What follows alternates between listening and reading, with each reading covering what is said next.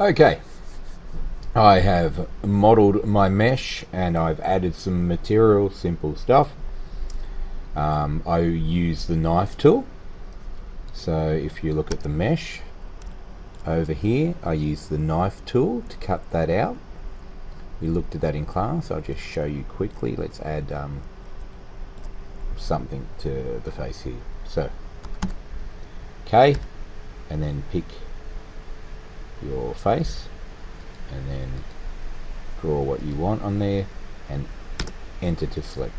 Then you have another face to color, or do whatever you want. Let's color that. Let's add more hair, weird hairy face, sideburn on the face.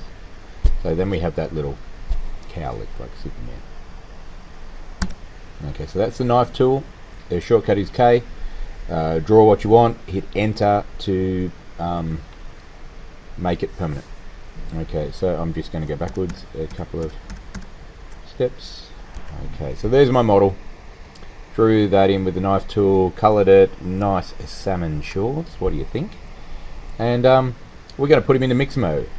So what I have to do, select him, file, export.